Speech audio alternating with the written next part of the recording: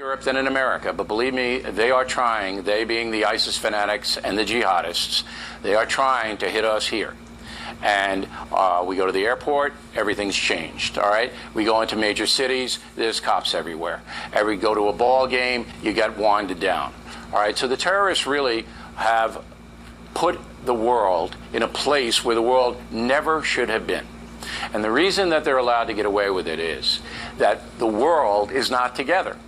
The world is not together, all right? You just heard Secretary Clinton say, still, after all of this, the European intelligence agencies don't fully cooperate with America, okay? This is insane. This is crazy stuff, all right? And we need strong leadership. And whether you support Donald Trump or Hillary Clinton, the folks are going to make that call. And this is extremely important in many, many different levels in this country. Because this country is now on the defensive. We're on the defensive. We're on the defensive socially, we're on the defensive in the terror war, and we're even on the defensive because we're fighting each other. Black and white, we're fighting each other.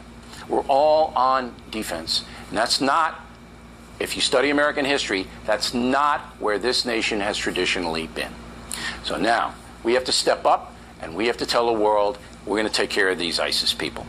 They're going, all right, and develop a smart plan in order to make that happen. Thank you very much for watching The Factor tonight. I'm Bill O'Reilly. As you all know, we're looking out for you. We'll see you on Monday.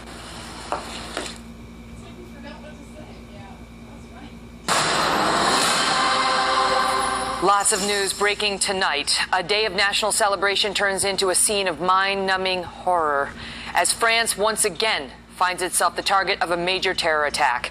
Welcome to the Kelly File, everyone. I'm Megyn Kelly. The news tonight out of the resort town of Nice, France, is very grim.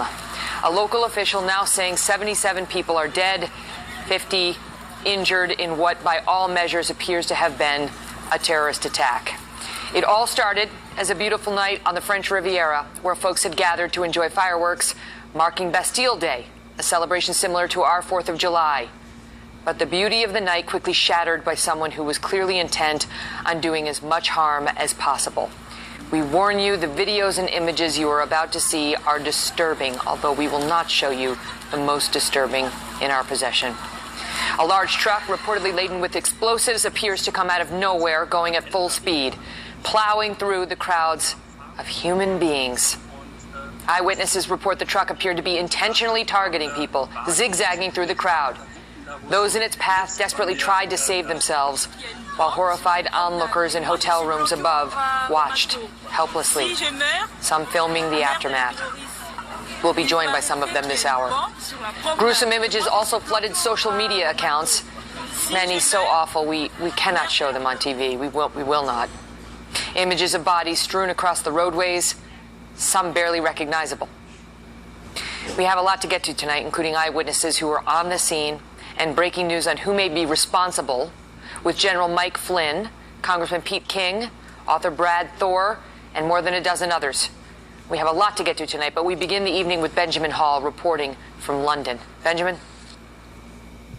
Yeah, good evening, Megyn. Look, another terror attack has hit the very heart of Europe, and this is the heart. This is one of the most famous roads in Europe. It's along the most beautiful stretch, most famous hotels, and it was just after 11 p.m. when the crowds were watching the celebration of liberty, fraternity, equality, their Independence Day, that this truck came out of nowhere, mowing down people. The truck traveled about 1.2 miles before it was stopped, zigzagging left and right, and there are indications that the driver was also firing from the window as he did so, and we know that may well be the case as they found guns and explosives in the truck later on. He was eventually stopped when he was killed by police through the windows, but that death toll now continues to rise as they start piecing together what exactly happened. 77 already, with 15 critical, so this number pushing right up to the 100 mark. Remember, 130 were killed back in November in Paris. That was the most ever killed in a French terror attack, and this one is almost getting up there too.